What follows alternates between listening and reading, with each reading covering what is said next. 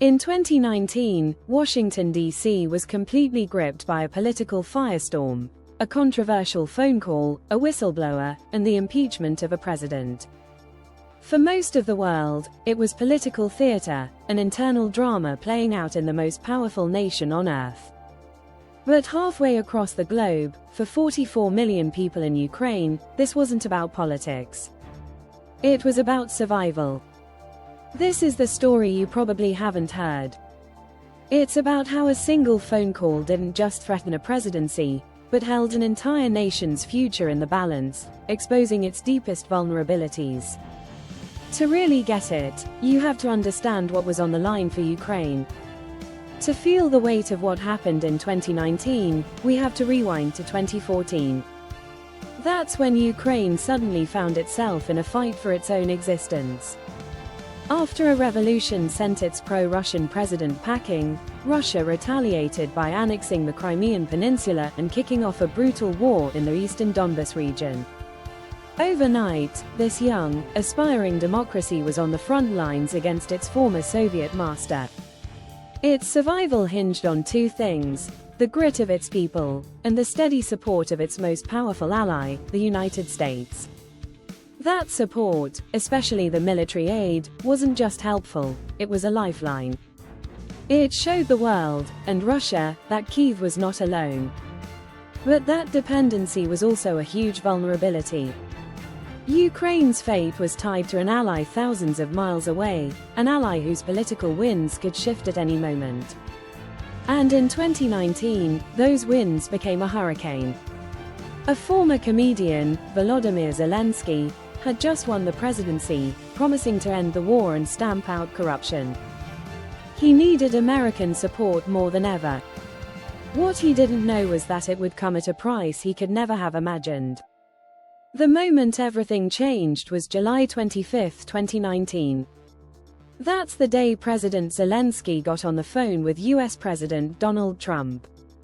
A call Zelensky hoped would strengthen their partnership instead became the tripwire for a global scandal. According to a transcript later released by the White House, President Trump asked Zelensky for a favor. That favor? Launching investigations into his political rival, Joe Biden, and his son, Hunter. At the exact same time, nearly $400 million in military aid, already approved by Congress for Ukraine, was being held up. Zelensky was trapped. He was stuck between the leader of the one country he needed for survival, and a demand that would drag Ukraine right into the middle of a toxic American political feud. US officials would later testify that this was a quid pro quo, the idea that the military aid and a much-desired White House meeting depended on Ukraine announcing these investigations. For President Zelensky, there were no good options. Refuse, and he might lose the support keeping his soldiers equipped and his country afloat. Agree, and he would turn Ukraine into a political pawn, destroying its credibility and proving the very corruption narratives he was elected to fight. One White House official who reportedly heard the call described it as crazy and frightening. For Ukraine, it was an impossible position. As the whistleblower complaint went public and the impeachment inquiry kicked off in Washington, the damage to the US-Ukraine relationship was immediate. While bipartisan support for Ukraine remained strong in Congress, the scandal threw the White House's approach into chaos, making the alliance look like a political bargaining chip. American policy was effectively paralyzed. Trust built over years started to crumble. For Ukraine, the fallout was devastating. Just when it needed a reliable partner to stand up to Russian pressure, its greatest ally seemed distracted, and its motives were suddenly in question. This sent a dangerous signal to Moscow. Ukraine was becoming a political football, and American support was no longer a sure thing. President Zelensky tried to navigate this minefield as carefully as he could, saying publicly he wouldn't be pressured while trying to save the relationship. In one interview, he put it bluntly, "If you're our strategic partner, then you can't go blocking anything for us. I think that's just about fairness." But the damage was done. Ukraine was no longer just a young democracy on the front lines of freedom, it was now tangled up in a toxic American scandal. The whole impeachment saga shows how a country's internal politics can send shockwaves across the globe. It's a powerful reminder that foreign policy isn't just made in official meetings, it can be twisted by a single phone call or a domestic power struggle.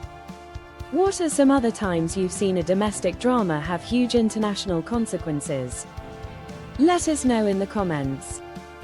The US Senate ultimately acquitted President Trump, and the military aid was finally released. But the scars on the US-Ukraine relationship were deep. The crisis laid bare Ukraine's profound vulnerability, showing how its very survival could be held hostage by the political drama of its allies. It showed the world that a nation's fight for freedom can be shrunk down to a talking point in a faraway capital. The scandal forced Ukraine to question how reliable its partners really were and highlighted the massive challenge for smaller nations that depend on superpowers. It was a brutal lesson in modern geopolitics. In a world of great power competition, even your closest friends can get distracted, and your existential crisis can become someone else's political theater. The phone call may have ended, but for Ukraine, the aftershocks would be felt for years to come.